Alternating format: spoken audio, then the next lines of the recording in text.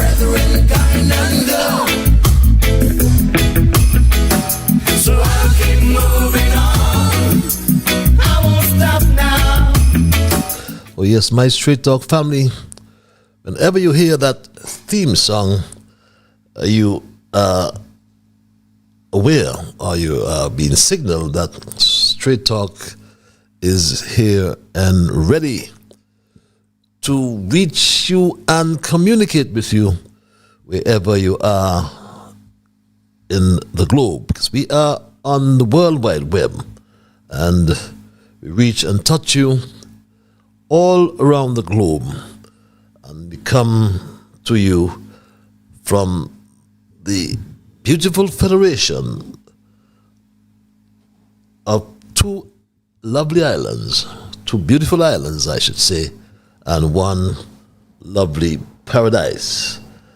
And it is said that charity begins at home, so I should say good night, St. Kitts and Nevis, and good night to the entire Caribbean region. Wherever you are, be down south. If you're on the American mainland, I should say Guyana, come up to south from Trinidad and Tobago, come all the way up from Barbados and Lucia, Grenada, St. Vincent and the Grenadines, Martinique, Guadeloupe, Antigua and Barbuda. How is Montserrat? Haven't heard Montserrat for some time. Trust that all is well. And going west to St. Eustatia, I should say, St. Bart's and Saba, St. Martin and Guilla, the USVI and the BVI, and the Garda, Virgin Garda, Totola, St. Croix, and to Puerto Rico as well. And let's not forget the diaspora, Kittitian Division and Caribbean diaspora in Asia, in Africa, in Europe, and all over North America. And for those in the United States of America, we wish you in advance a happy 249th birthday. Happy July the 4th day, I should say. But welcome to all, and in particular to our first-timers. To our first-timers, we want to give you a special welcome indeed. And for those who continue to share the link, we thank you. And for the first-timers, we inform you that Straight Talk is a public service program that facilitates and promotes free, underline free expression on all issues of national, regional, international interests, be they legal, be they environmental, be they technological, social, economic, and or political issues. We give you an opportunity to express yourselves, in particular the issues here on St. Kitts and Nevis. And on this program, we try to raise the level of national consciousness. We try to raise the level of national discourse, and we try to also raise, also alert rather our people to their rights, to their responsibilities, and certainly to their obligations. My name is Ian Patches Liebert, and I thank Almighty God for blessing me with yet another opportunity to join you in conversation on yet another occasion. And as your host, I hasten to pledge that I'll remain an untiring advocate of truthfulness, as I always am reminded of the words of a favorite hymn of mine written by Thomas Jackson and Franz Joseph Haydn, I think it is. And an excerpt goes like this. I love it. You love it too. We are called to be God's prophets, speaking for the truth and right, standing firm for godly justice, bringing evil things to light. So let's seek the courage needed, our high calling to fulfill, that we all may know the blessing of the doing of God's will. So we don't water down anything. Nothing is watered down on this program. To make it more interesting, and we don't try to exaggerate things or water down things by omission. We tell it like it is. Straight Talk is not about sensationalism. We are not about creating excitement, especially at the expense of accuracy, because we lean on the facts, as it is my duty to present you what I always call the unvarnished truth, the plain truth, especially when it comes to governance, transparency, integrity, morality in St. Kitts and Nevis, or wherever for that matter. Because this program joins us together with people across our federation. We are joined with people in the diaspora all around the world. And some we know very well and have met. Others we do not know, and many we will never meet.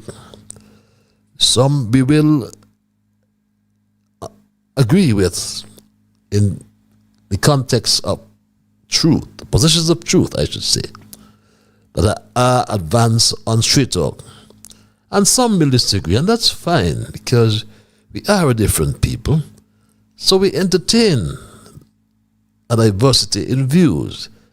But please don't sadden me by becoming disagreeable. Let's thank Almighty God nonetheless for helping us to understand how good and how pleasant it is for brethren to dwell together in unity. Let us therefore hope and pray for the day when we will all sing his praise together, my Straight Dog family. I'm being informed that Facebook is down. I'll have that checked out. But let's welcome again, my people, and thanks for those who share the link as you bring first-timers. Please continue to do so. I have to get my technical people to investigate the issues, whatever the issues are with Facebook. We had some issues last time around as well, but let's see what's happening this time. And I must always rather remind you that Straight Talk is a participative program. By that I mean we include your calls and your emails.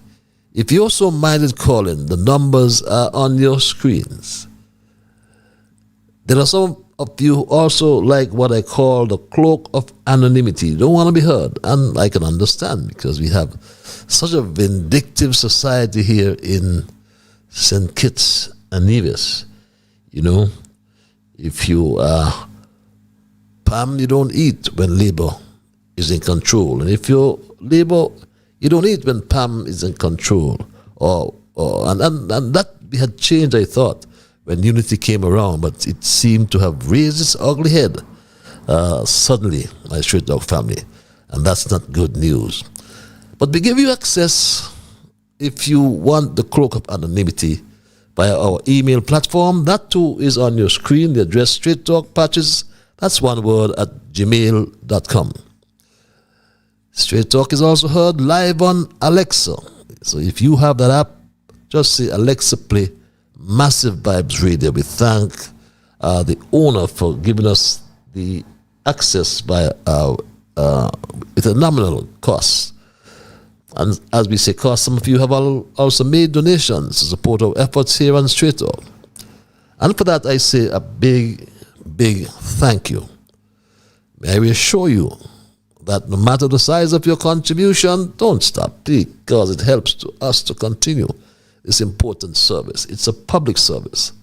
So others who may wish to donate can simply scan the code on your screen, on your monitors there.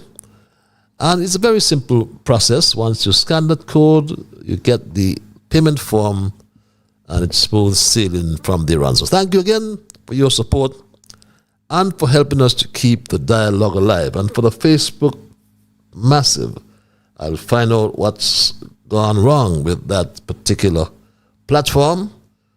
Understand that we're not being heard on Facebook, but I'll see what our technical people can do about that. We do apologize in the meanwhile. And we say a special welcome to our Straight Talk Junior Brigade. Young Dwayne, Tristan, Shamar, Kevin, Rue, Jamal, Travis, Travon, Saraya, and her friend and my grandson, Neymar. He's up. How's the special lady now back in St. Louis? And my Straight Talk family, we normally introduce our observations in review, during which we highlight what I call the current issues. We do some reflection, we ask some questions. What was accomplished, for example, how it helped others, what changed since, what is expected next, and what new we have learned as a people. After our observations, we will begin with our thesis. As usual, we have a thesis each program, and for tonight, our thesis we have titled the St. Kitts Nevis CBI, the SKN CBI, our national symbol of fraud and corruption. That's the question we ask you tonight, to tell us what you think. So please don't change your platform. Just spread the word that Straight Talk is live on social media, YouTube. You understand that Facebook is having some issues. We'll get that sorted out. And in our first observation, I bring to your attention, the issue of fair share. You would recognize that everything is covered up here with this Jew Labour Party in office. We've heard so much about fair share. The premier over there in Nevis literally brought down his own government, advancing this fair share issue. He said a sixth form student could have calculated his fair share. But Terence Michael Jew went the same route his predecessor Timothy Harris went, and approached the World Bank to get that matter sorted out. The report has been received for months now. Mark Brantley has confirmed he received the report. So why is that report not being made public? It ought to be a public document. It shouldn't be a document between Mark Brantley and Terence Jew, or the cabinet of Terence Jew and the cabinet of Mark Brantley. Not at all. That should be a public document. And we are calling on Terence Michael Jew to release the documents. Release them to the public. It's our business. It's not your business. This secretive approach to governance, the lack of transparency, we have to dismiss it, and dismiss it fully, my Straight Talk family. We heard the talk again in Nevis about geothermal, money received, money from the Caribbean Development Bank, $70 million US. Drew came and he told us that he has had the shortfall address from somewhere, apparently, I think it was a Saudi Arabia fund or some place like that, he said. So what's happened to geothermal? In the meantime, we've heard a rumbling from a particular member of cabinet in Nevis, if that's called a cabinet, over there in the NIA, who wants to suggest that who does not pay the piper calls the tune. We know that who pays the piper calls the tune. And the federal government,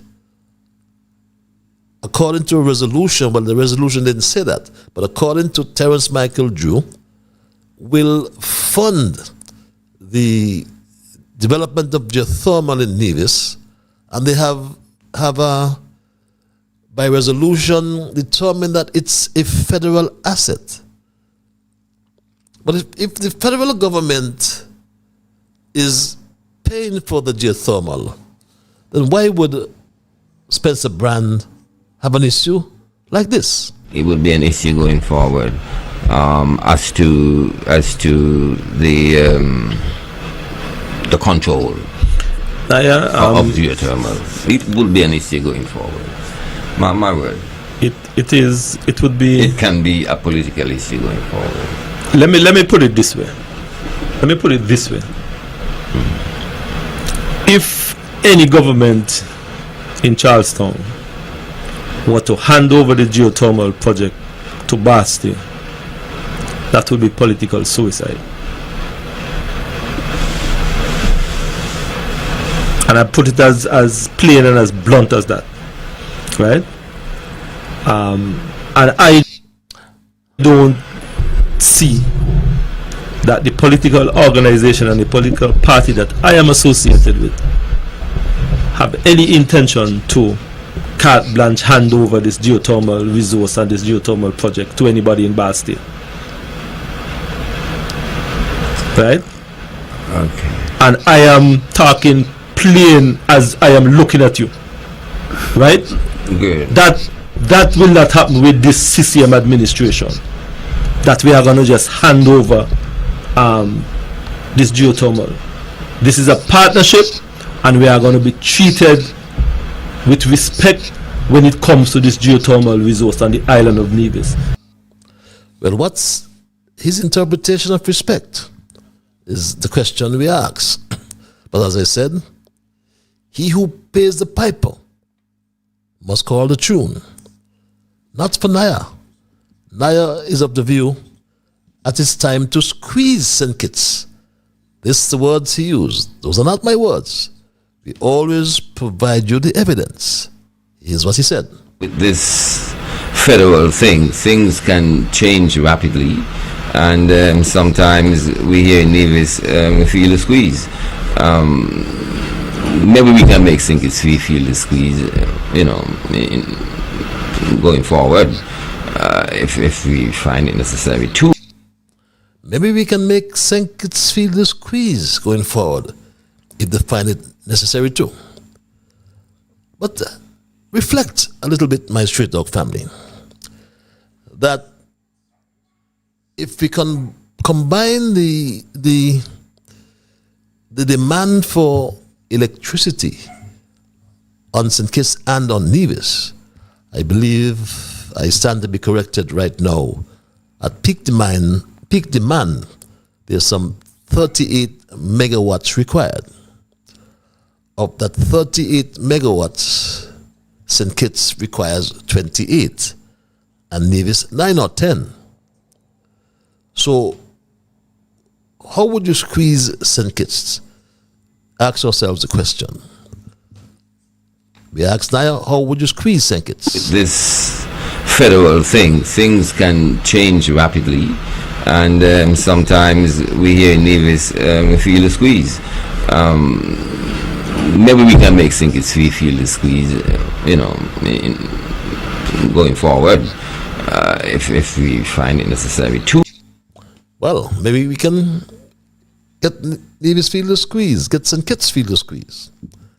But we are watching closely here on Street Talk the development or lack thereof of the geothermal. So two things that have seemed to go on quiet. One, the geothermal development, and two, the fair share issue.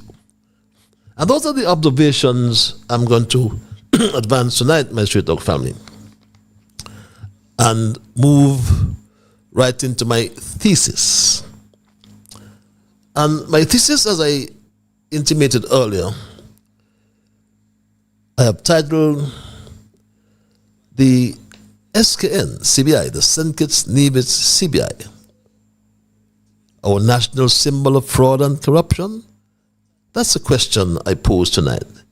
Is our SKN CBI program a national symbol of fraud and corruption? Because my Street Talk family, the Citizenship by Investment program of St. Kitts Nevis was once regarded as a pioneering initiative in the entire Caribbean. But it has for some time now, and even more recently, increasingly, come under domestic and international scrutiny. Accusations of fraud, corruption, and money laundering have damaged the country's international reputation, while locally the program is viewed by many as enriching a small circle of elites at the expense of national integrity. And we may remind you, for those who may not have heard, we may remind you rather, and for those who may not have heard, inform you that established in 1984, the CBI program was designed to attract foreign direct investment by offering citizenship to individuals who made significant economic contributions to the Federation. Over time, however, several issues have emerged. The lack of transparency in applicant vetting, unclear or absent accounting of how CBI funds are spent, and the use of CBI proceeds for what I call political patronage, and the rapid increase in economic citizens with no physical or social ties to the country. As of 2025, it is estimated that the number of economic citizens granted under the program exceeds the native population of the country, raising alarms about demographic imbalance, national identity, and democratic integrity. But we've been hearing recently about a move to include or amend the legislation to include a residency clause. So we ask the question, how would a residency clause impact on us locally? We have heard already from the Prime Minister, that the current Prime Minister that is, that the number of economic citizens have surpassed the number of local citizens. When we look at the international reputation risks, the U.S. Department of State, for example, way back in 2006, in its 2006 International Narcotics Strategy Report, the U.S. Department of State expressed concerns about the country's vulnerabilities to money laundering, with specific mention of how CBI programs or our CBI program can be exploited by criminal elements. And that was way back in 2006, my Straight Talk family.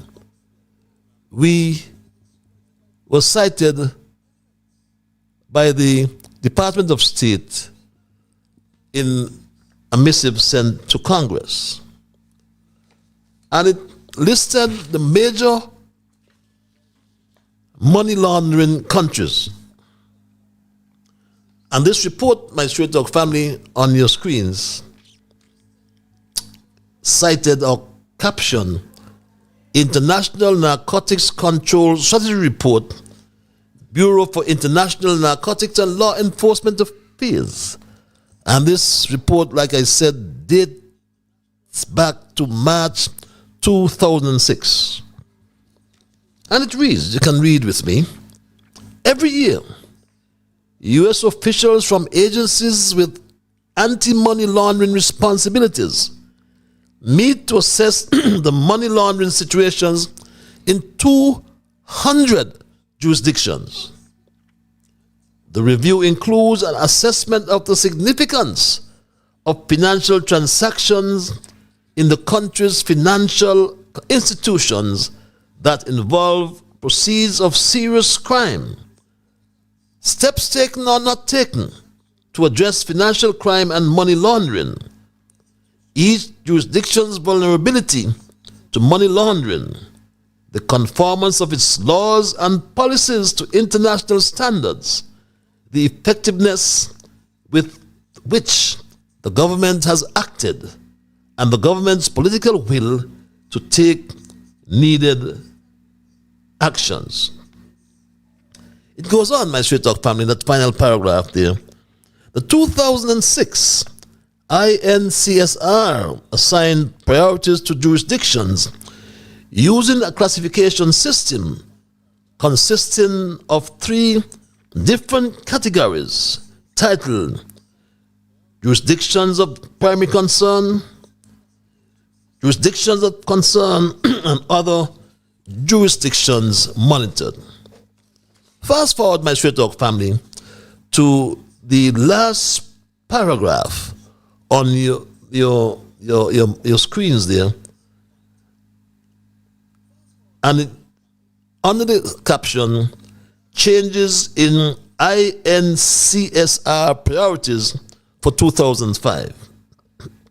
And it reads, and I quote, jurisdictions moving from the concern column to the primary concern column, and it lists Afghanistan, Guatemala, and St. Kitts and Nevis.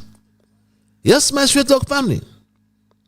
Jurisdictions moving from the concern column to the primary concern column: Afghanistan, Guatemala, and St. Kitts and Nevis.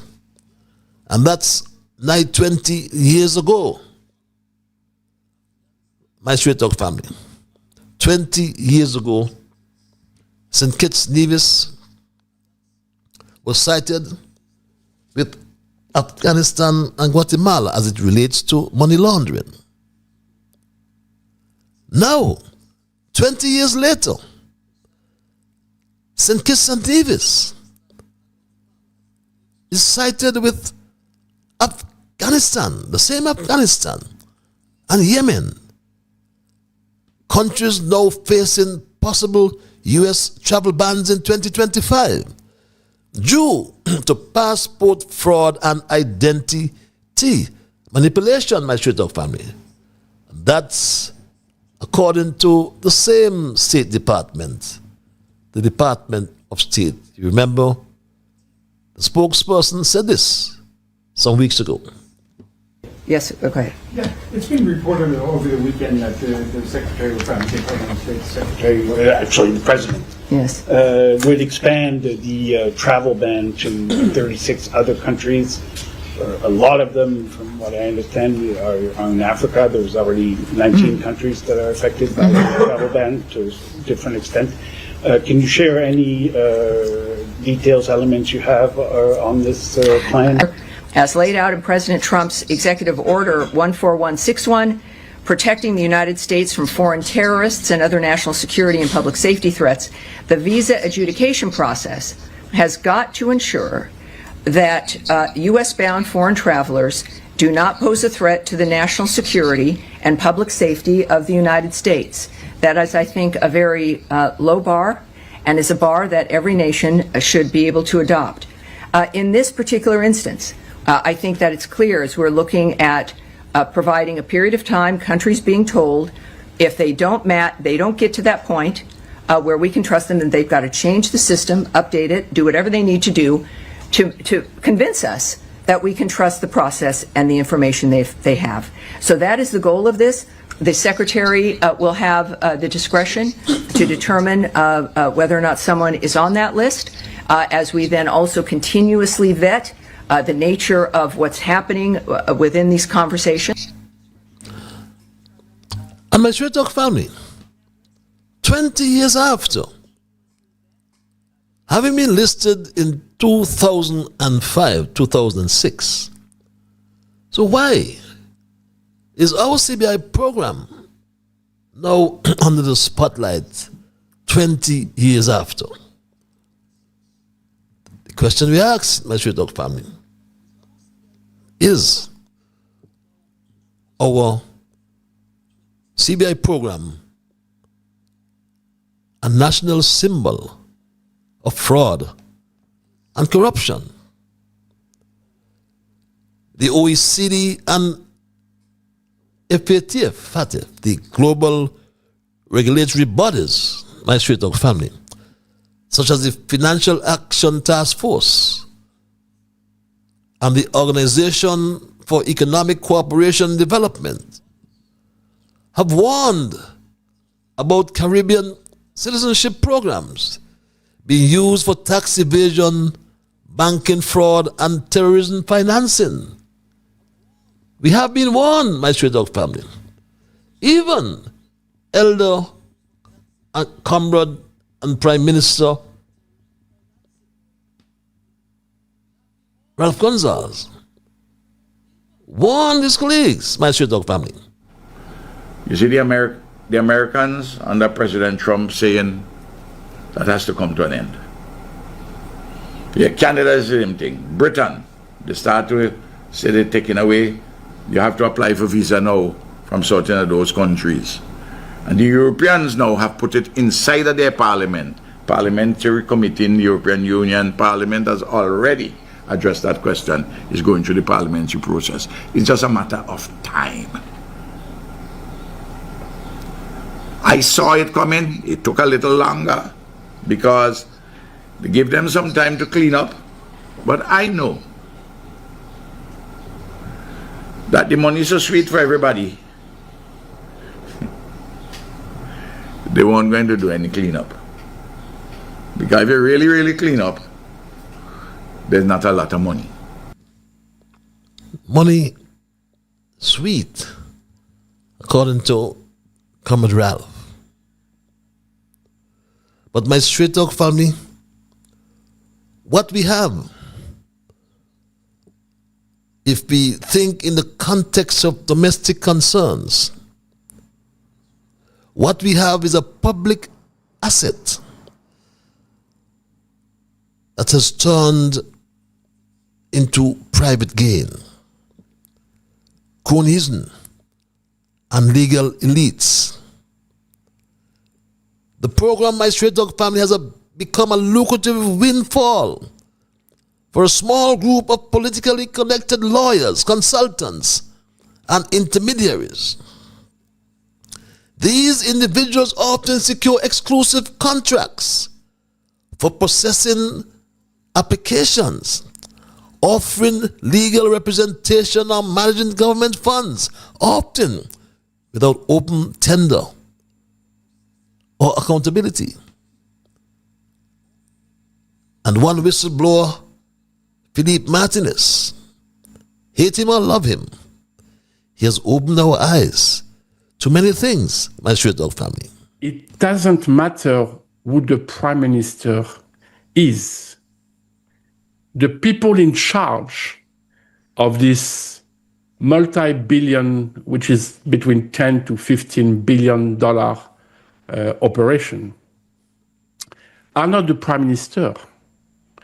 Prime Minister Drew is reading the screenplay, the script, when he goes to his round table or talking in front of reporter that knows nothing. But every time someone asks him a question, he goes off script and he makes a mistake that opens another kind of worm, right?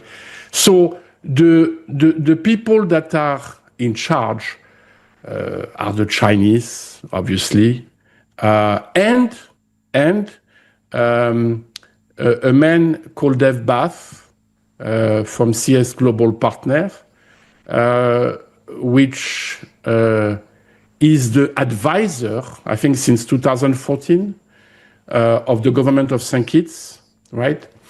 Before that, Mr. Bass had no experience whatsoever in being an advisor for government for visa, passport, right? But who is Dev Bhatt? We continue to ask. You continue to ask. But Dev Bhatt was just appointed by Terence Michael Drew as the High Commissioner for St. Kitts to India. When Denzel Douglas fired Henley and Partners, remember Douglas, in order to address the concerns back then of the International Narcotics Control Strategy Board, and the report submitted to Congress by the INCS that stated that the government of St. Kitts and Nevis continues to be vulnerable to money laundering and other financial crimes. That area of concern was addressed by the Douglas administration. What he did was to take and it took responsibility for the program under the Ministry of Finance and set up the Citizenship by Investment Unit under the Office of the Prime Minister. Then he connived this arrangement so that it would appear that St. Kitts and Nevis was promoting investments and citizenship was incidental to such investments. He then gave Henley and Partners an exclusive contract to market what was called then the Sugar Investment Diversification Foundation. And we have told you so many times about the SIDF. But in just after 2014, he fired Henley and Partners and hired Dev Bhatt. Dev Bhatt was paid $29,000. Hear me. $29,000 US per application. That was reduced by the Team Unity Administration to as little as $5,000 US. And right now, Terence Michael July and his cabinet have taken that to $11,000 US. So how much revenue has the state earned from the program since the appointment of this advisor and marketer, CS Global, marketing experts, they claim? How are the funds allocated across national development priorities, we ask? Who oversees the financial transactions between the state and the CBI developers? These are pertinent questions we ask, my Straight Dog family. Because my Straight Dog family, I had a guest on my program some weeks ago, my Straight Dog family, some months ago, I should say, who told us this. Remember this. Over the years, the program has evolved. Started out, frankly, in a very primitive manner, and I guess it was really a work in progress. And it's really only been, I'd say, in about the past 15 years that it has taken off. A lot of people will come to you and say, well, hey, in the beginning, they only had a few people here and a few people there. Well, that may be the case, but I invite everybody watching this program to go on my blog and read all the articles of all the individuals who bought St. Kitts passports, who were all foreign nationals, and who all ended up as arrested and convicted career criminals, sanctions evaders, people involved in terrorist financing, and people involved in all sorts of nasty career white-collar crime.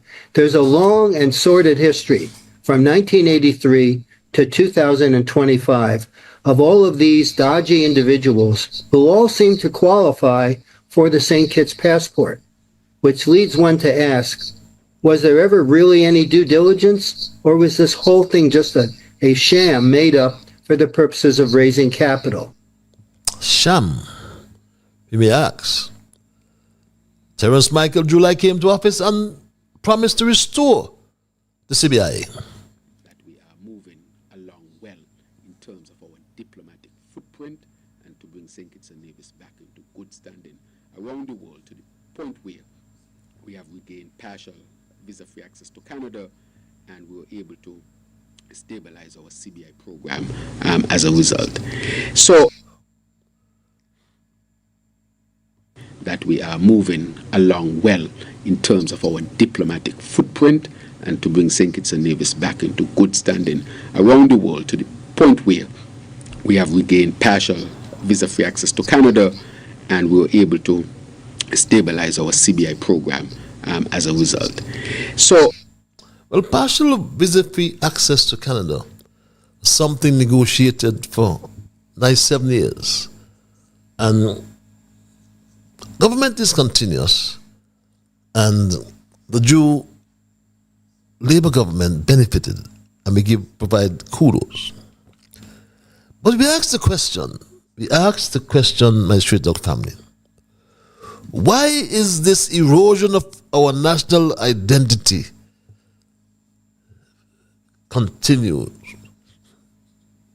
is being continued?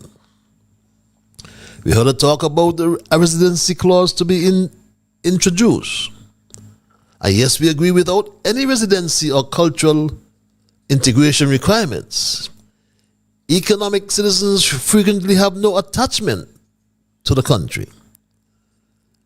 Meanwhile, native citizens express rising concerns over losing control of their own nation to transient wealthy passport holders. Look at Nevis as an example.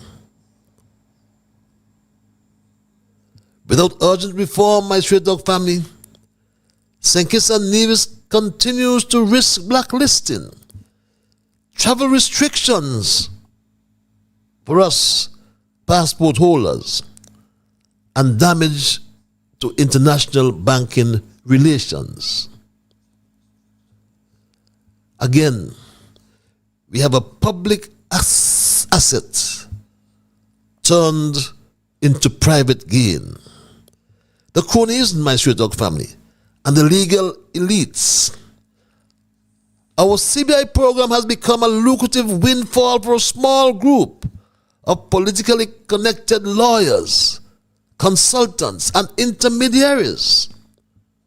And these individuals often secure exclusive contracts for processing applications, offering legal representation, or managing government funds, often without open tender or accountability.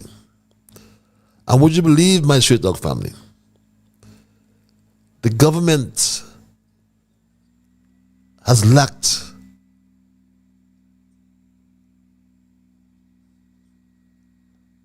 transparency. There's a lack of public reporting. The government has failed to ever publish regular audited accounts of how CBI revenues are spent. The lack of transparency raises serious questions. How are the funds allocated across national development priorities? How much money has the state generated from the program? One man, Dev Bat, gets over $100 million from the program.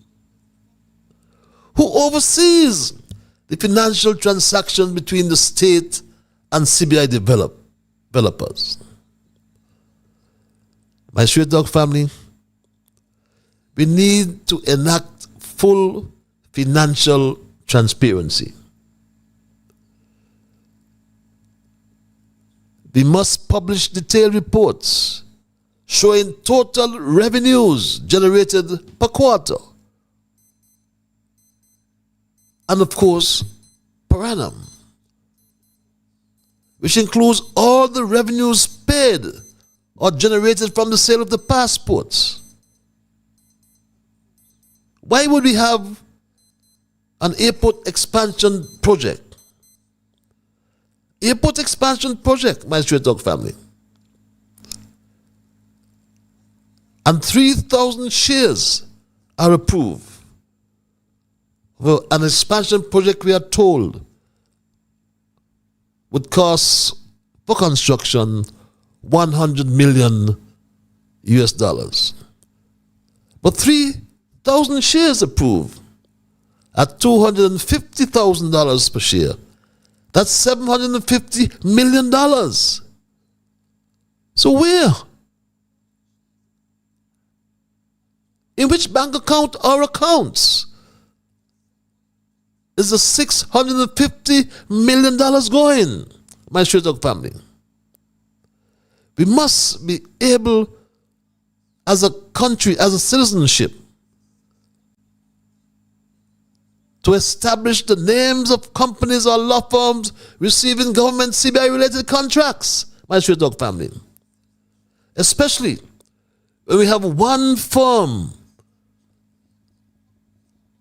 with a director sitting in the cabinet, my straight dog family. There's a director in the cabinet for Capis Bass Global, my straight dog family. In the very cabinet sits a minister who has an interest, my straight dog family, in the CBI. Congress Maynard is his name. Capis and Bass Global are just shown as Mattingly Heights, my straight dog family. Why is this allowed to continue, my straight dog family? Why? Is the question we ask.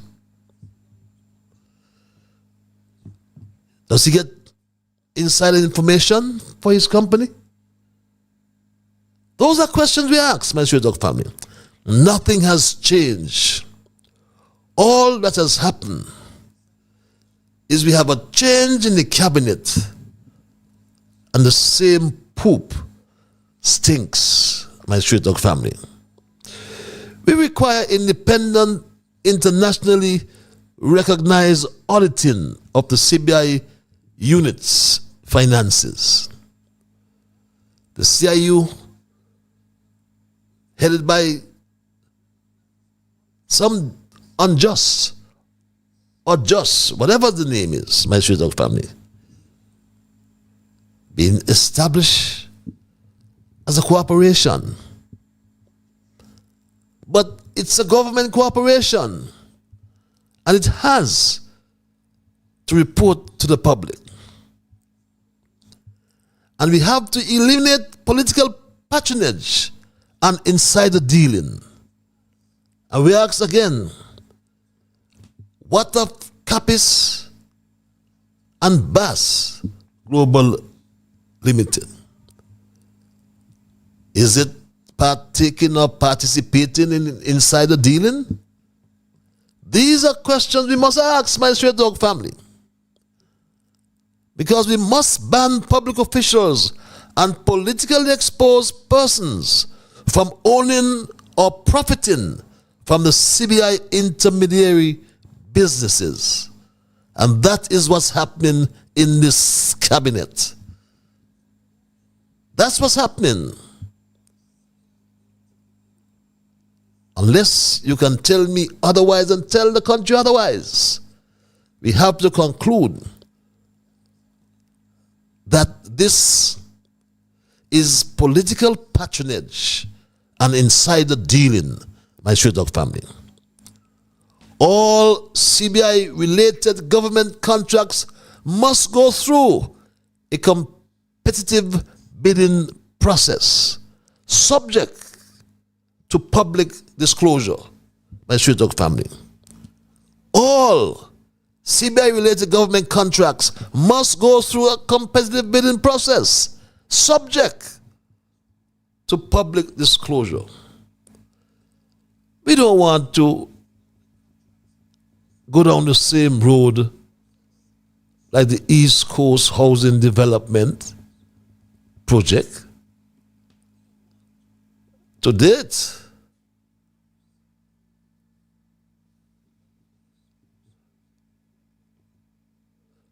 date, my Straight Talk family, let's take that back, my Straight Talk family. Let's take that back. Let's take that right back, my Straight Talk family.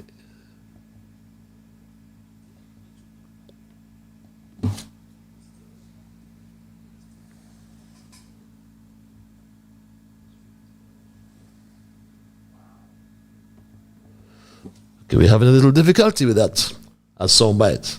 But the East Coast Housing Development Project, my Straight Talk family, we have to investigate it, and investigate it fully, we may add. Because $10 million US have disappeared. And no one is talking about the $10 million that has disappeared from that contract, my Straight Talk family. And the people need to know. We need to know, my Straight Talk family, where has that money gone? It's gone to Trinidad? Or is it still in St. Kitts? These are questions we ask, my Straight Talk family. Now, we hear about the Bastille High School as well. The Bastille High School has had no competitive bidding process, no public disclosure, no information about the EIA, nothing whatsoever, my Straight Talk family. And this is not good enough in our democracy. It cannot be, my Straight Talk family. It just cannot be good enough, and has to be addressed, must be addressed. And wherever there is corruption, we must weed it out, my Straight Talk family. Weed out all the corruption, I say, all the corruption, my Straight Talk family. We must weed the corruption out, my Straight Talk family. Citizenship is not for sale. Citizenship must be a social contract. The CBI program must serve the public good, not private profit. If left unchecked, the current model threatens our national integrity, our international reputation, and the trust of our people. St. Kitts and Nevis has a proud history of independence and democracy. But before Terence Michael July and his cabinet, we cannot afford to be seen as a state for sale. Reform is not just a matter of good governance. It's a matter of national survival. Let this be the turning point where we reclaim our citizenship, restore our institutions, and reaffirm our place in the community of responsible nations. My Straight Talk family, the CBI program has become a national symbol of fraud and corruption. Can we find volunteers to serve in government who will clean up this poop once and for all? Why do we need a CS Global to milk millions of dollars from our CBI now, or CBI cow, I should say? Under Desert Douglas, as I said, CS Global received $29,000 US per application, reduced to 10.9, then to 5, and Drew has put it to 11. We understand that CBI will soon be paid in cryptocurrency. I told you that next week we understand that a residency clause will be introduced. But that won't save the collapse in CBI. The cover-up of this administration lies about diversifying the CBI. Yet he's gone to build 150 homes, he says, from the CBI, having lost under the East Coast housing development, the airport development, my straight dog family. But we need to stop the spiraling downfall. The country is going down. So why don't they do things right? My straight dog family. Drew's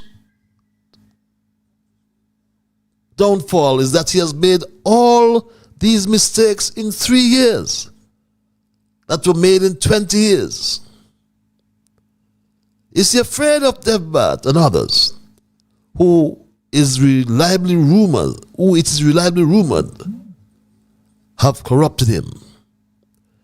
It appears that all of them became rich while the people of St. Kitts have remained poor.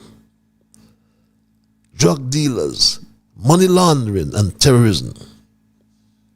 My straight dog family, it's time we clean it up, or else the St. Kitts Nevis CBI program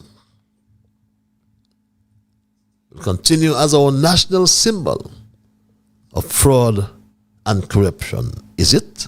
Do you agree that our St. Kitts Nevis CBI is our national symbol of fraud and corruption? Tell me, my straight dog family, but that's my story tonight, and I am not going to change it. I will include your calls and your emails nonetheless.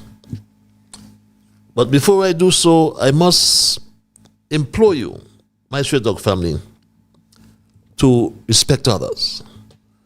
And of course, to achieve that, we must first respect ourselves. Let us try to be fair to all concerned, and let us try to build goodwill and better friendships. Let us ensure that the things we say and or do will be beneficial to all concerned. And in saying and or doing those things, let us strive to build a kinder, gentler St. Kitts and Nevis. At 2 minutes past the 9 o'clock hour, we go to the lines and say good night to our first caller. Caller, you live. Good night, Mr. Liebert. Good night, my dear. Promises of quick riches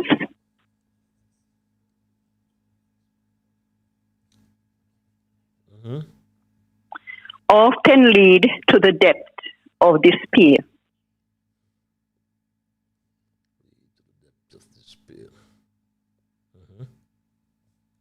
Yes? Fraud is a silent thief that steals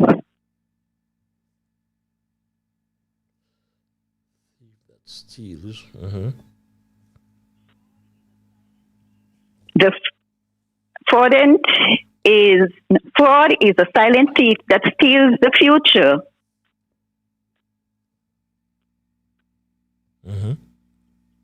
While whispering lies. While whispering lies. I repeat, promises of quick riches often lead to the depth of despair. Fraud is a silent thief that steals the future while whispering lies. Have a great evening. Have a great evening as well. And always welcome your quotations.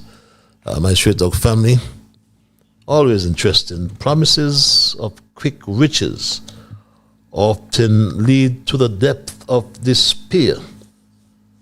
Fraud is a silent thief that steals the future while whispering lies. Yes, my Straight Talk family, the lines are open, and the numbers are on your monitors. If you're calling for the first time, they are straightforward numbers. We understand that we're having some issues with our Facebook platform. It seems to be something that we experience as well.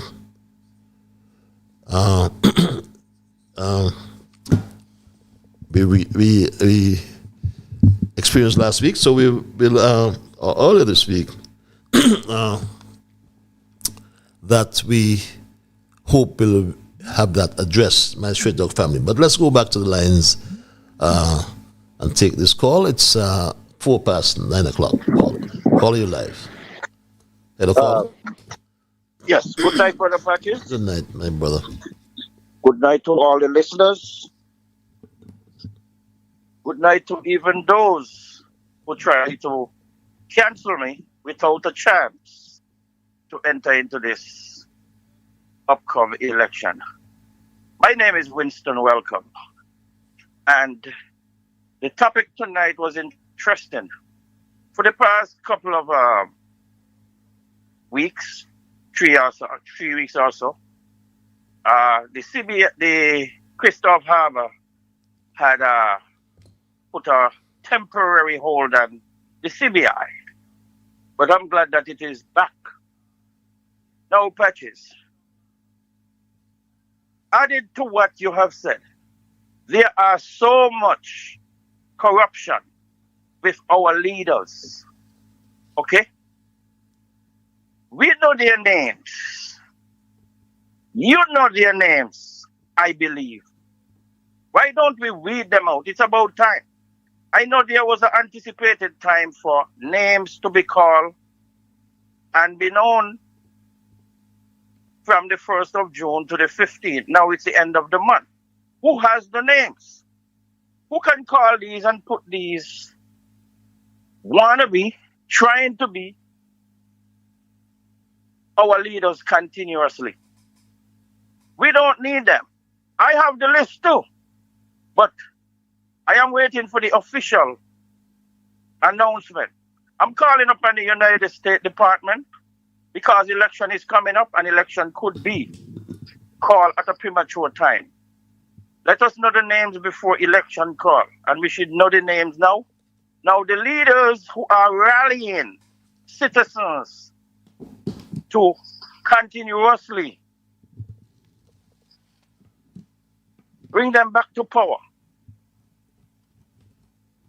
they are not going to say they were involved. So we need the names, we need the truth. This is the court of justice. Because if they are going to wait for them to be elected and they go back and do the same thing again, what St. Kitts and Nevis citizens? They use the money for their personal use. And the money is out there because they launder it.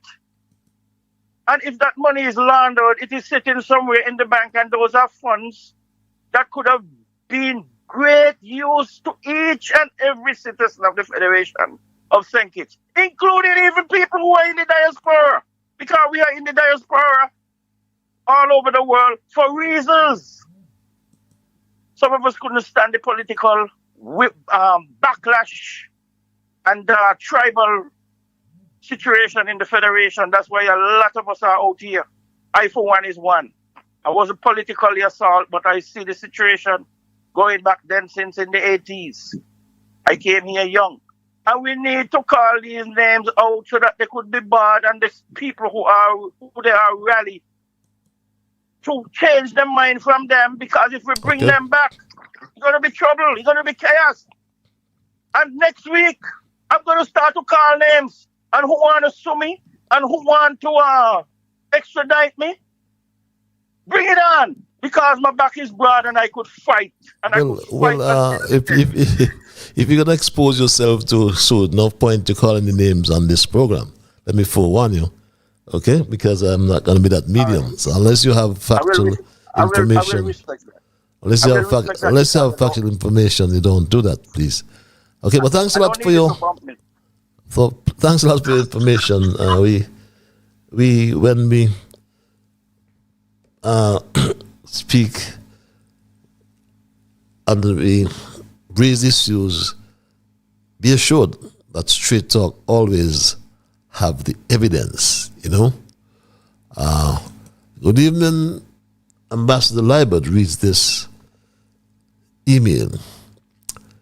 Blessings to you and the Straight Talk family.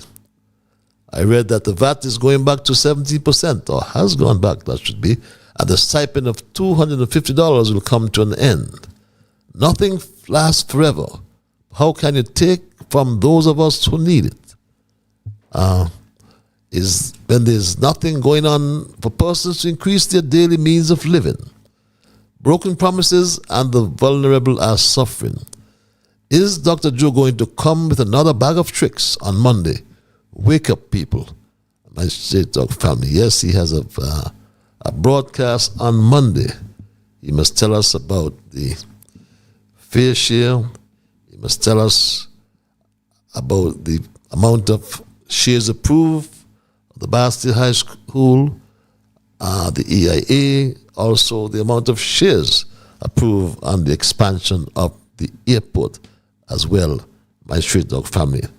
And tell us about the money that's missing from the housing project, the East Coast Development Housing Project. As you know, as a country, we engage the East Coast Housing Development in assisting us in delivering some homes. Unfortunately, the 600 homes that we were anticipating, with all of the challenges that we might have been experiencing, not us so much as a government, but the investor, that has caused some delays. These matters are being worked on, and what I said to the Federation is that based on the contractual arrangement that we would have signed, the AG office, of course, is working on ensuring that the government's interest, which it is protected. But because of the delay, we have not lost any money as a government. Well, the AG has not come forward to advise the country on that. We are fully aware that the government passed a resolution in Parliament to guarantee a $10.5 million US. If the bank is being short of the $10.5 million, then the government guarantee obviously comes into play, don't you find? The Attorney General must tell us about that. This email reads, Patches, can you find out how much money, let's see, I've lost that email.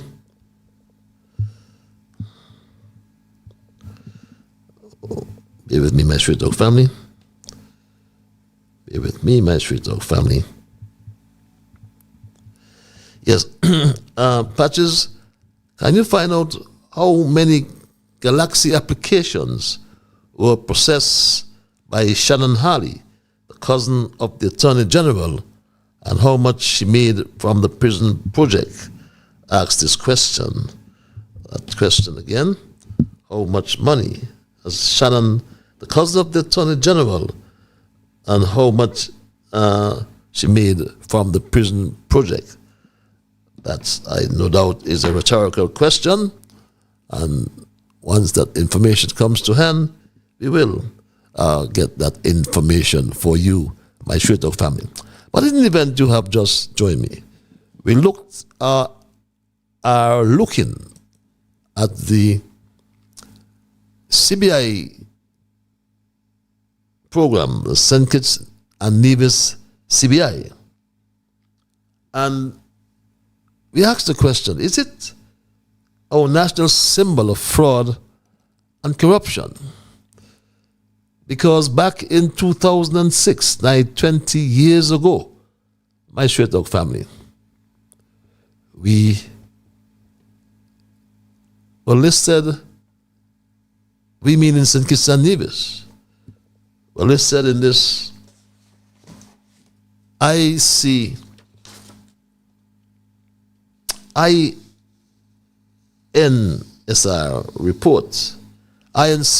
report, which is the International Narcotics Control Strategy Report, presented to Congress. And this report spoke to money laundering and our beautiful country. In that last paragraph on your right to the bottom, it reads jurisdictions moving from the concern column to the primary concern column. Afghanistan, Guatemala, and St. Kitts and Nevis. Now, 20 years later, my Straight Dog family, we are again listed. So is it that we are, our national symbol, I'm asking, is about fraud and corruption? Caller, you're live. Hello, caller. Patrick, good night. Good night, my dear brother. Sounds like the Bible man. Yes, your brother is here. Good to hear you as usual, the Bible man. Yeah, Patrick, how are you, sir? I am peaceful. Yourself? Well, I'm glad to hear you're peaceful. Now, Mr. Patrick, I have to tell you something tonight. And I want to tell you again. Patrick, the Bible that we have is a road map. You have a passage scripture for one day. And so we have to use it. And I want to tell you something, Mr. Patrick, tonight. There was a king coming to your psalm, Mr. Patrick, but I have to really, Psalm 49 I'm going to give you, but I have to give you something really laid on my heart tonight. Hear what the word of God says. In Babylon, there was a king named Belshazzar. He believed himself in more than God.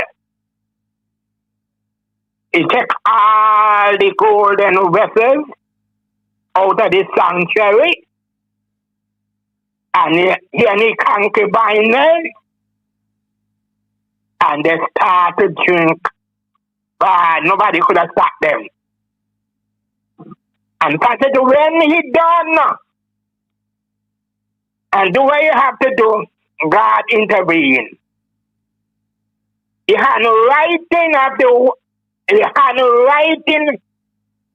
on the wall. Now, when he done, you see, when you get in trouble with God, you want somebody to interpret them for you. Well, all his sword says couldn't do it. Because Daniel, they had to bring Daniel, because if they didn't bring Daniel, he'll kill all him and them. Okay. And then when Daniel come, Daniel say he don't want to pay. But he can interpret there, he going to be typed the writings on the wall. To make a long story short, Mr. Patil, Daniel tell him Your kingdom is going to be divided to the meat and butter. And your kingdom, and he tell him the writing is there. Name and nine and no. Your way in the balancing of one thing. Patrick, this is God. Okay. World, yes. Okay, my brother. I'm coming to you, Mr. Patrick. This is God world. Okay. Yes, it is. Yes. You can't do what they like. Okay. So, when Daniel tell him, what happened now, Daniel tell him what happened on. Okay. Mr. Patel, Thanks a lot. the same very night, Belshazzar was slain. Do not play with God. Okay. Listen here, Mr. Patel. Psalm 49. Still? Come on. There's a pattern scripture in Psalm 49. Yeah, come quickly, Bible man. Here it said, do not, when a man get rich, Psalm 49, do not really, he said, when he died,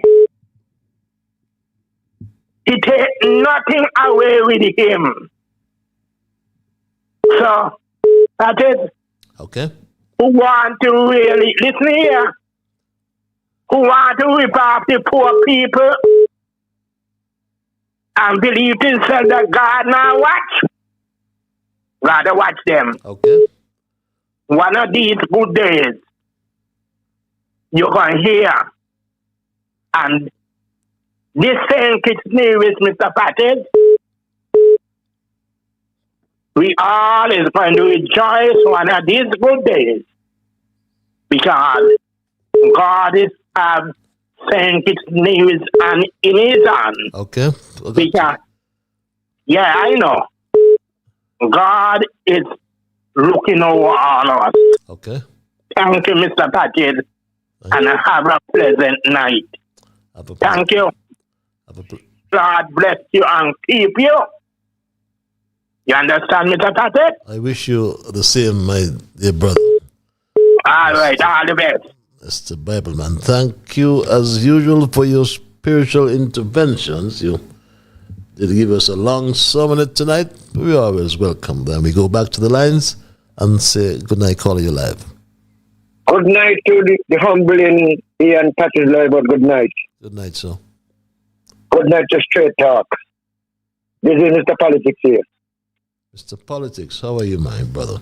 Oh, not too bad, man. I'm just hanging in. I listen to the program, but, I don't do much calling like before. Okay. I just listen and analyze what's going on, Now, I want to tell my good friend, Mr. Winston, welcome over there in this state, that you got to be careful. I was passionate in the politics just like him too, and on the radio. And you got to be careful calling names. Because Patches, I listen to the program, and you got a call of the calling from the Virgin Islands, I think the St. Thomas. And in the diaspora, everybody's concerned about the country, whether things going right or things going bad for them and whatever, right? And sometimes you go put the political tribalism and see what's going on in your country. But that caller is St. Thomas, right? I believe that he's just about party. He don't care about the country, he care about the party. Whether they're good or the progress in the country and government or what, he just care about that. I know, Mr. Welcome, I know you're passionate about your country, and you're passionate about going on in the diaspora, and you see the things them and you're like, what's going on? And you speak out, but just be careful in calling people names. Because I suffer a lot in this country calling names. I was a part of the unity construct. And after that unity government failed us, I just tell myself I'm going to take a break on the radio and let me see how the government going to perform. The new Labour government going to perform with the leadership of Dr. Terence Joe. And complain, and people talking. You understand? But I just listen and analyzing. But I believe that it is time now for people to forget about the party line and their words up to the world of politics. Because most of these politicians, you know, when they get into government, it be about them. You see where they got, you see the big house, you see this, you see that. You know, like Papa France them time. You know, like the late Robert, Robert Welling-Better. He ain't be like that now. Everybody looking for a skyscraper. Everybody just want to jump on a plane and fly somewhere. You know? Like this is like a luxury government. For when they get in there, it's a luxury thing for people to fly out and get something because they get the position to do it. You understand? That's why I say I do not come anywhere anymore and cuss no politician. Because I see it both ways. You understand? So, Patrice, you have a wonderful night. And it's good, bad, and Mr. Welcome. Take it easy. Well, take it easy. You live here, you know what's going on down here. I mean, you listen to what's going on down here and thing right there. You listen. You go on the media and the social media and thing. But I know the people in here. I know where they be. And some people just about the party, they don't care about the country. And you go about political ways in the different political parties in here. All right, Patrice, have a blessed night and may God bless and keep you. And thank God for straight talk. Thank you, my brother. Politics, good to hear you. Many people ask about Mr. Politics, want to know why they're not hearing from Mr. Politics, but everyone has their own reasons. And my quotation tonight, promises of quick riches often lead to the depth of despair. Fraud is a silent thief that steals a future while whispering lies. And I propose that we should all come together and find a way to eliminate political patronage and insider dealing as it pertains to our CBI program. We need to ban public officials and politically exposed persons, PEPs as they call them, from owning or profiting from CBI intermediary. We raised some questions about former Attorney General Dylan Abbott, who secured $3 million, $2.95 million in legal fees. We spoke as well of Mikey Martin, who himself got some $2.8 million as well. This is what we call the political patronage. My Straight Dog family, $2.7 million. And the insider dealing, where we have a member of cabinet who is part owner of a company that provides services under the CBI program. And this, we say, we must eliminate. Caller, I want to thank you for holding you alive. Hello, caller. Yeah, Patches, good evening, man. How you doing tonight, man? Peaceful, my brother. Yourself? Yeah, great topic tonight, man. Is that the thesis? Is what? The CBI yes, national fraud. Yes. Yeah. Great. If it's a national symbol of fraud and corruption, because you definitely. Yeah, go ahead. As if you joined me earlier, you recognize that since 2006 we were cited for money laundering, and come back 20 years after, we're still being cited for the same thing. Still in the same position, right? So I'm asking if it's our national symbol. What do you think? Yeah, definitely. It seems like it has. Straight up, in my opinion, man. You know, I've observed a moment of silence for corruption a few times before. It definitely is. Seems like it became a national symbol of fraud. The money went into only certain people's hands. It didn't trickle down to the working class. And now a lot of information has finally come out. Me, I am not erring on the side of any party when it comes to that fraud and corruption. There is no exception there, Patches. Our politicians has really disappointed the citizens of St. Kitts and Nevis. With all that money came into Bass there to that CBI program over the years, St. Kitts and Nevis should be in tip-top shape. The citizens have no idea of how much money these guys mismanage. And then now, who's going to suffer? Us, the citizens. While these guys, carry on with a lavish lifestyle. But at the end of the day, Patches, when you get your check and you go spend it up like a drunken soldier, guess what? You will be begging before you get the next check the next week. And that's simply what's going to be happening in SKN. And the politicians are selling out the place. If we continue along this vein, we're going to be overrun by rich foreign oligarchs. They're going to control St. Kitts and Nevis. And that party politics got to be done away with. When the national issues come up, everyone needs to get on board. I'm yet to see a demonstration in the street, a protest, a peaceful protest. When that peaceful protest, when that big, massive mobilization happened, and that protest happened against such things as what your topic is saying tonight, your thesis, you call me, man. You call me. I have to witness that someday. But I'll leave it there for now, man. We got to get rid of the corruption. No matter which politician go in there, they go in and they do the same. I'm just asking the citizens of St. Kitts and Nevis to wake up, open your eyes, and get ready for that next election. Thanks a lot, man. Thanks a lot as well. Always welcome your contributions. We go back to the lines and thank this caller for holding. Caller, you're live. Greetings, pleasant good night, brother Patches. Rascalungi here. Rascalungi, good night, sir. Yes, my brother. In your thesis, right, your main point is money laundering, drug dealing, and terrorism, right? Yes. That's okay, good. Okay. Who teaches us to do money laundering? Not only that, we are junior partners in the whole scheme. Because the foreigners is making more money than us, based on what you're saying. The people who in CS Global and who control some aspect of the CBI, they make more money than us.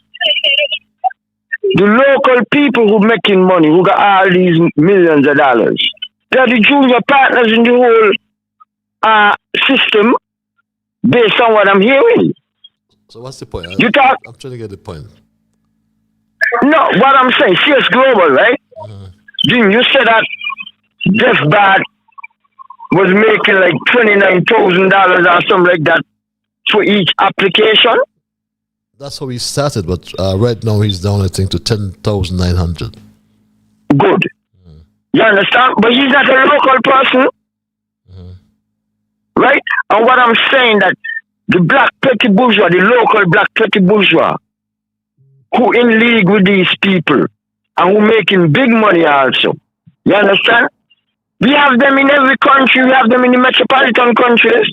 For instance, Trump is selling passports to Russians for $5 million.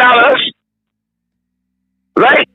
So what I'm trying to show you, making a comparative analysis, the black petty bourgeois and the bourgeois them in each country, they're skimming off the top money and the poor people ain't getting nothing. Okay, I'm trying to follow you, Rast Kalunji. I'm sorry to interrupt you, but I was asking the question tonight, having raised the issues of the St. Kitts and Nevis CBI program. I asked the question: if our national symbol of fraud, right? Is our national symbol fraud and corruption with all that's going on in the CBI? Do you agree? Yeah, but what I'm saying to you is happening globally. Yeah, but so if it's we're the junior partners. Is it happening globally? That doesn't say it's happening in St. So you're saying if you have political patronage in Australia, you must have it in St. Kitts? That's what you're saying? Yeah, but it's a system, it's a colonial system.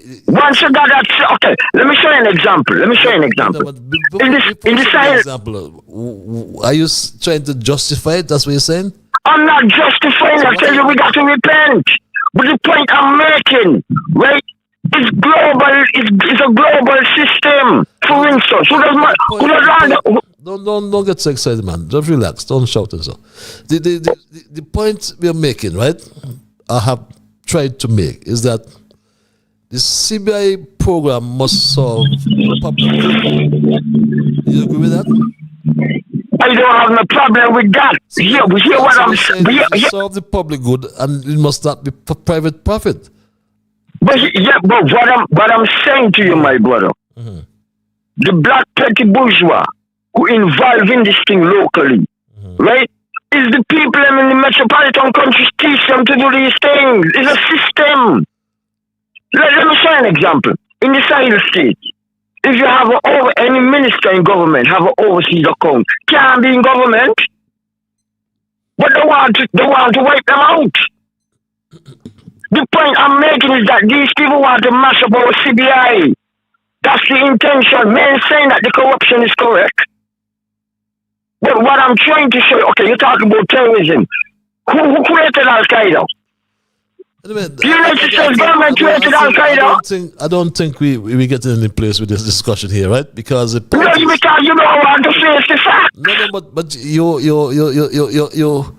tend to try to confuse the facts. And I'm not confusing it. Here, you're talking about terrorism. We're talking about this. These are these feature within our program, right? And they were listed. The CBI program, they just agreed, must solve the public good and not private profit. And we are saying, now we're going to finish this discussion now. I'll give it 5 seconds to respond after. We are saying that if left unchecked, I'll give you a time to respond, but I can't give you a minute and 2 minutes to respond. But if left unchecked, right, the current model threatens our national integrity. It threatens our international reputation and the trust of our people. Are these things important to you?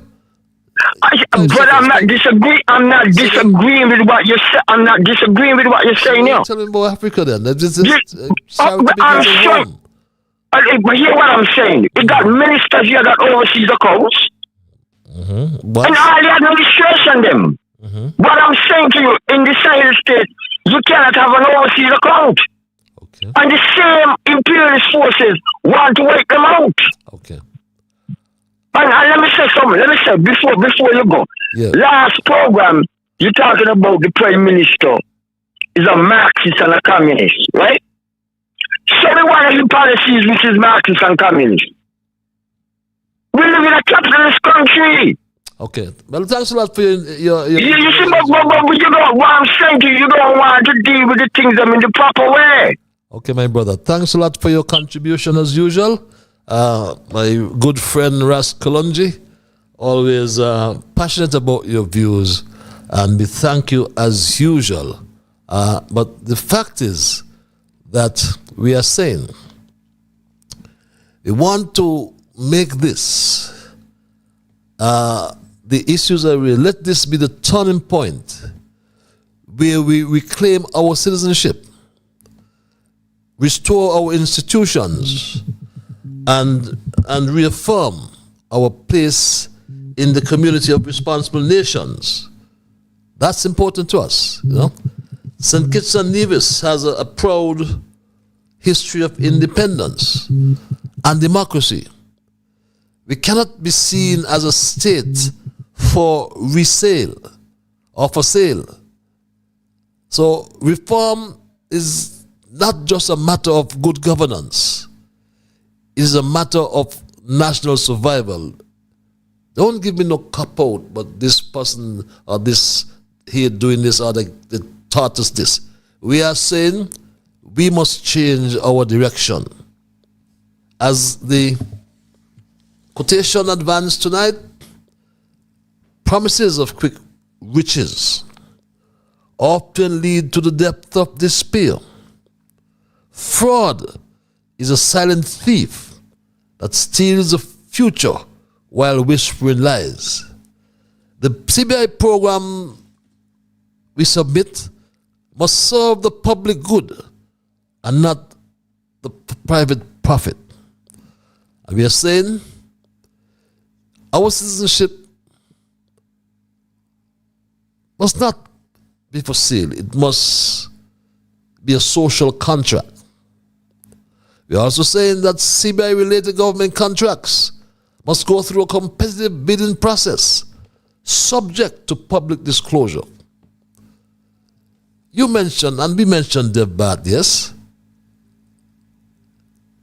The country gets $60,000 per application, let's say per application of 4. And then we have to get $10,000 or $11,000 of that. So why should one man be getting $10,000 for each application? To do what? To advise us on what? What he has done? Something has to be wrong. Has to be wrong with that, my straight dog family. Why? Why we have a public benefit option and a contractor or a benefactor can accumulate millions of dollars. Millions of dollars. And you see, I made the point earlier, and this is what Martinez said. I played this earlier. He said this. It doesn't matter who the prime minister is. The people in charge of this multi-billion, which is between 10 to 15 billion dollar operation, are not the prime minister. Prime Minister Drew is reading the screenplay, the script, when he goes to his round table or talking in front of reporter that knows nothing. But every time someone asks him a question, he goes off script and he makes a mistake that opens another kind of worm, right? So the people that are in charge are the Chinese, obviously, and a man called Dev Bath from CS Global Partner, which is the advisor, I think since 2014, of the government of St. Kitts, right? Before that, Mr. Bass had no experience whatsoever in being an advisor for government for visa, passport, right?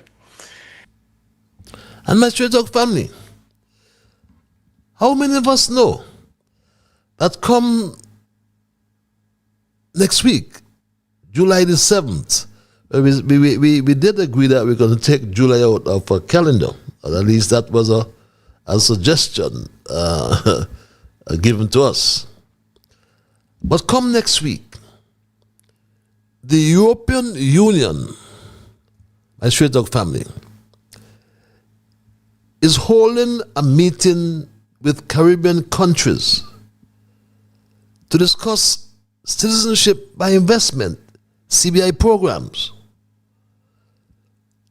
The focus will be on security and potential abuse.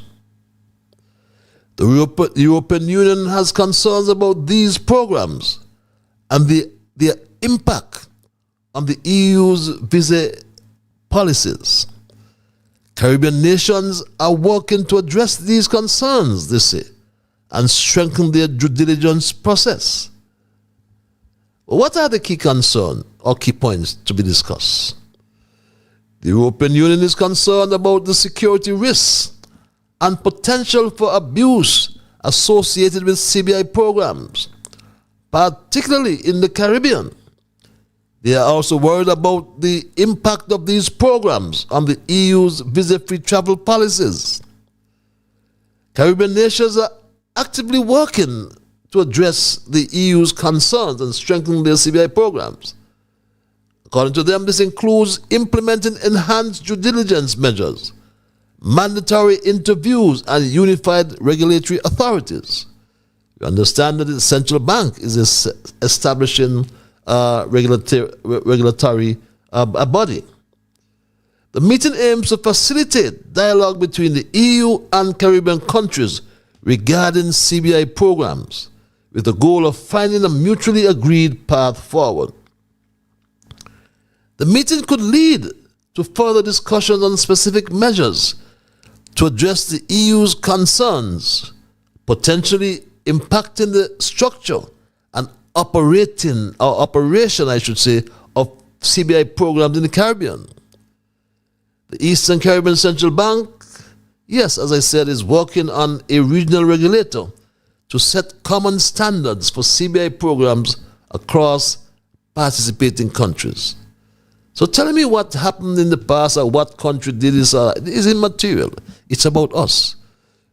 Do you want not to be able to travel to the US? Like happened in the case of our visa waiver that we lost with Canada? Do you want not to be able to travel to the Schengen area, the United Kingdom, Germany, and elsewhere? These are the issues that we face. And we are saying, my Straight Dog family, we need to enact full financial transparency. Full financial transparency. Publish detailed reports showing the revenues and the special allocations of CBI funds. Caller, you're live. Hello, caller. Yeah, Patrice again. Good night again, Patrice. Yeah, good night, sir. Patrice, you think that we here in the Caribbean and in the West Indies, as individual countries like Barbados, Trinidad, and St. Kitts, you think we're going to live to see that leaders come together and do the things that Kalonji want them to do? You think we will ever see that?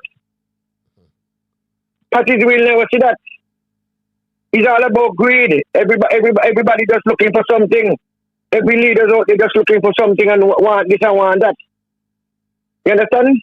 In the African country, looking in the same Burkina Faso, where the guy is trying his best to do whatever he can do for the people. And some people rally, I'm sure some people against what he's doing too.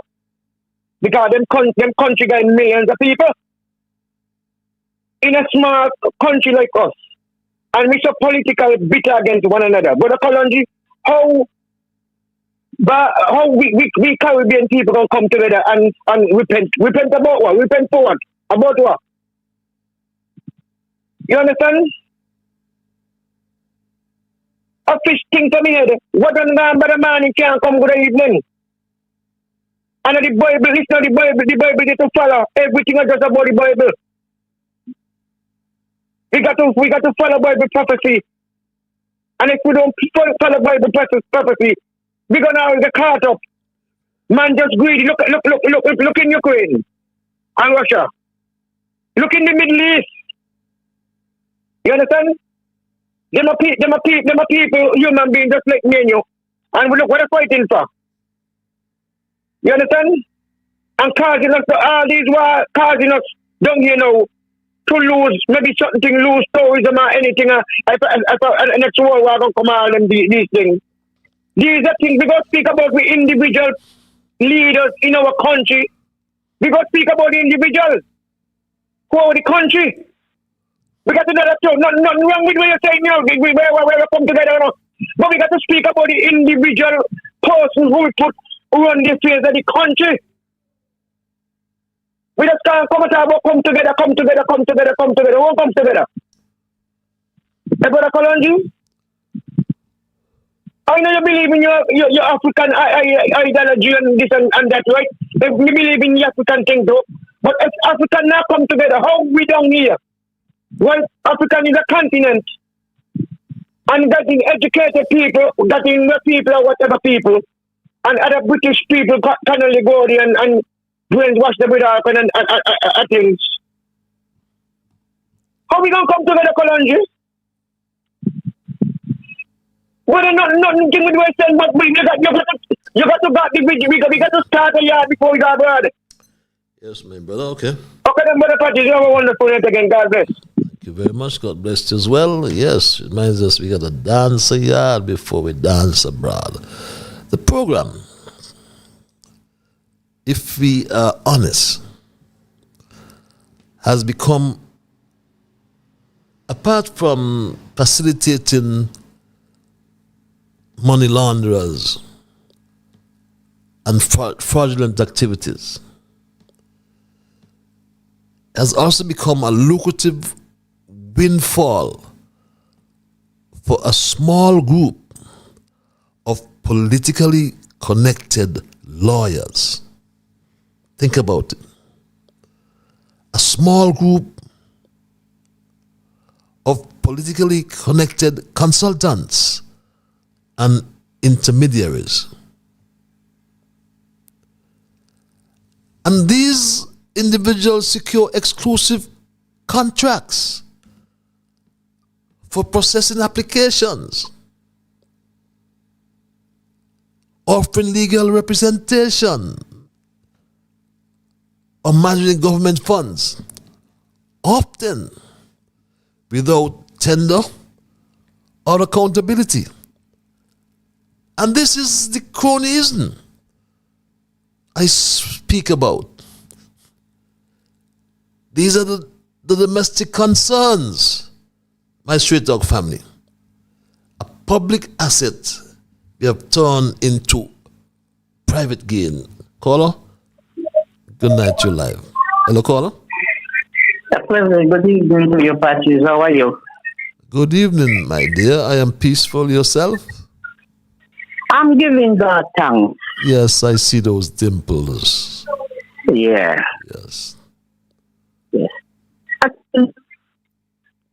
Let me tell you something, you hear me?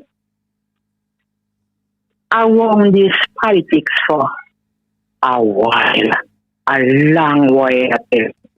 I won this politics. I was 25 old. That's not that word. But I go around, even when they used to come to Kayan, that I go listen. Nobody can make difference me. I know what good and I know what bad. I know what sounds good and I know what nice, what sounds bad. Nobody can make no decision. You don't have to watch nobody and hear nobody say, and when don't go by it. Me make me own decision. What I realize in this country, I think it's a Nevis. They have a lot of issues, you know. A lot of us have a lot of issues, but we can't talk. You know the reason why we can't talk? We have a labor friend. And if they talk, them and their friend, they want the friend to talk to them. And what's not. So they have to suck up and say whatever them say. Them and labor people ain't going to talk against labor, you know. But them going to talk against them because they can't talk against the government because what? There is the friend and they can't let the friend hear them attack or say nothing. That's what's going on in this place here. A lot of them got issues, want to talk, but afraid to talk because they have a labor friend. Where they don't get, or they don't get, that is the problem. But for me, I don't care what friend I have out there. Nobody can silence me and talk in this country. When I see things going bad, I talk it. I I do the same thing. Nobody gonna silence me. So I just also believe that I gonna silence me and I tell me they must. Actually, you have a pleasant night to hear me. I don't really want to say things what I want to say and talk. This phone here tonight. You have a pleasant night. They want to tell you what to say and what to do. And you can't tell them what to say and what to do. When nobody will silence me and tell me what to say and what to do. Have a pleasant night, Patricia. Have a pleasant night as well, my fair lady. And yes, people are afraid to talk. When we talk about freedom of expression, people are afraid to talk.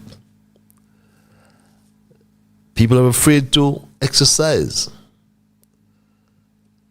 their fundamental rights as guaranteed by our Constitution. And as we wind down tonight's programming, for those who may have joined me belatedly, we looked at our CBI program and asked the question whether our CBI program is our national symbol of fraud and corruption. And I made the point and I provided the evidence whereby back in 2006, St. Kitts and Nevis as a country was cited in the 2006 International Narcotics Control Strategy Report. And the U.S. Department of State expressed concern about the country's vulnerabilities to money laundering, with specific mention to our CBI program and how it can be exploited by criminal elements. 20 years after, the same U.S. State Department, in addition, Canada and the European Union are citing similar issues. So that's why we asked the question whether it's our national symbol. Caller, thank you for holding your live. Hello, caller.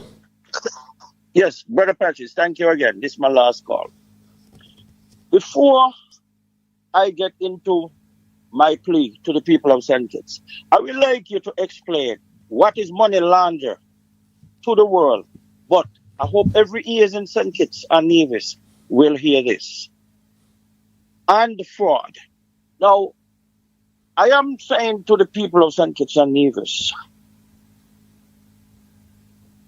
do not be bribed, do not be bought, and do not try to buy any vote. Do the right thing. Do it from your honesty of your heart to make a sound vote so that you will not have any regret like what is going on now.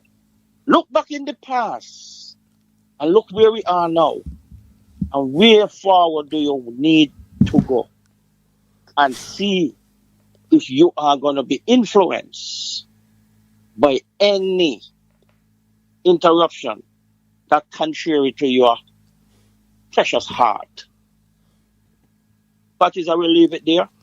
Last but not least, I am calling upon independents to fight this fight, because that is the only way, and cancel out. And to the party liners, it's about time to done with party liners, backers of PLP, backers of Labour, backers of PAM. Do the right thing and bring this country to a cure moving forward. Thank you, sir. Thank you, me. Thank you very much as well. And as we wind down, perhaps a good note on which to wind down tonight's programming, because we were in fact talking about the vulnerabilities to money laundering. And our question we ask is whether our CBI is our national symbol of fraud and corruption. And in a nutshell, money laundering is about cleaning dirty money, while fraud is the act of deceiving someone for personal benefit. In the process of money laundering, we conceal the illegal origin of money, making it appear legitimate. And sometimes, or most times, through complex or complex transactions, I may add. But fraud is about deception, intended to result in financial or personal gain. And we were cited with Afghanistan 20 years ago, and we are cited again with Afghanistan on the same list. The OECD, very important organization for economic cooperation and development, warned about Caribbean citizenship programs being used for tax evasion, banking fraud, and terrorism financing. We had a Mr. Rijak on our program some time ago, and he spoke about money laundering within our program. Over the years, the program has evolved. Started out, frankly, in a very primitive manner, and I guess it was really a work in progress. And it's really only been, I'd say, in about the past 15 years that it has taken off. A lot of people will come to you and say, well, hey, in the beginning, they only had a few people here and a few people there. Well, that may be the case, but I invite everybody watching this program to go on my blog and read all the articles of all the individuals who bought St. Kitts passports, who were all foreign nationals, and who all ended up as arrested and convicted career criminals, sanctions evaders, people involved in terrorist financing, and people involved in all sorts of nasty career white-collar crime. There's a long and sordid history from 1983 to 2025 of all of these dodgy individuals who all seem to qualify for the St. Kitts passport, which leads one to ask, was there ever really any due diligence, or was this whole thing just a sham made up for the purposes of raising capital? And it goes to the heart of due diligence. And this administration, the Terence Michael July administration, we heard, are going to amend the legislation to address or introduce a residency clause. And without any residency or cultural integration requirements, economic citizens frequently have no attachment to the country. But native citizens, we who live here, must express rising concerns over losing control of our nation to transient wealthy passport holders. But without urgent reform, St. Kitts and Nevis and other OACS countries risk blacklisting, travel restrictions, damage to international banking relationships, corresponding banking relationships you can think about. But as we wind down, it's the cronyism and the legal elites that benefit from the program. Lucrative windfall for a small group of politically connected lawyers, consultants, and intermediaries. Some who get exclusive contracts for processing applications. The lack of reporting, my Street Dog family, is another issue. Erosion of national identity. full financial transparency or the lack thereof.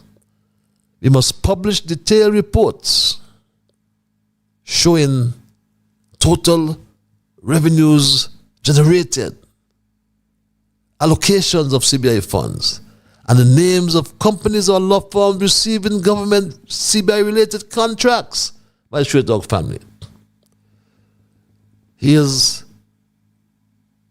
a sample, just a sample of what a former AG benefited according to the Ernst & Young report. Audit report, my Straight Dog family. $3 million. We must eliminate, my Straight Dog family, political patronage and insider dealing. Ban public officials from owning or profiting from CBI intermediary businesses like Capis and Bass. What does the so-called engineer do when they're discussing the CBI? Does he recuse himself? He may say so, but he knows exactly what's going on. As an insider, an owner, or part owner of Capis and Bass Global Limited. What is this? Is this good? My Straight Dog family, I conclude, citizenship is not for sale. It's a social contract. The CBI program must serve the public good, not private profit. And if left unchecked, our model threatens our national integrity, our international reputation, and the trust of our people. Let this be a turning point where we reclaim our citizenship, restore our institutions, and reaffirm our place in the community of responsible nations. The SKN CBI, our national symbol of fraud and corruption? That's the question I still leave with you, my Straight Dog family. And that's my story tonight, and I'm not going to change it.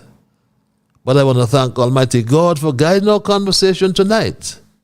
As always, I want to thank you, the many viewers, those of you who sent emails and those who called. We do apologize for the inaccess to our Facebook platform. There's some issues with Facebook. Trust and hope we'll sort that out come Monday. But until we connect for another edition of Straight Talk, be good to yourselves and to all whom you meet. And remember, my Straight Talk family, that whatever your mind conceive, that you will achieve. But first of all, you got to believe. So when you wake in the morning, thank God for the morning light. Thank Him for taking you through the night. And my Straight Talk family, keep moving on. Bye-bye. Until we connect on Monday. Have yourselves a wonderful weekend.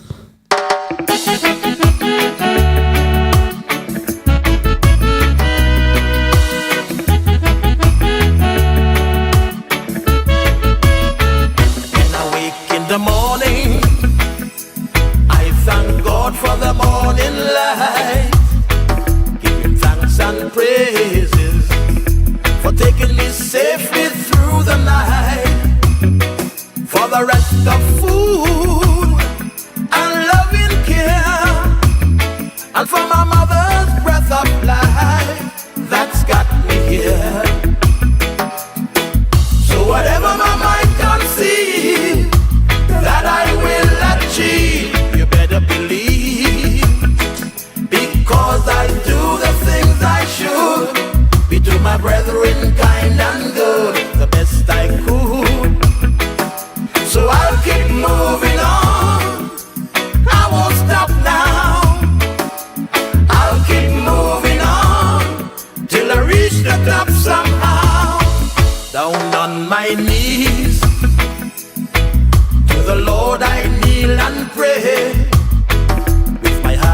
soul. Beg him to take me through each day. My guardian to keep and my guide.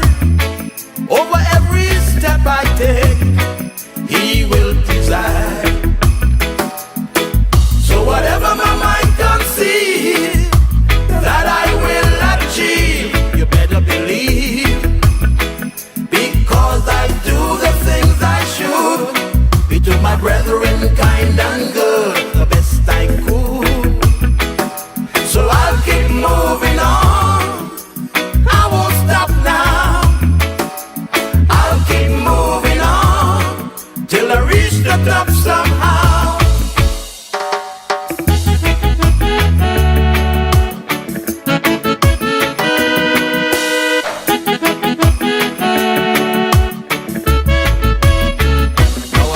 My way with strength and courage from above. No man I'll fear, since God protects me with his love. Strong, pure and true,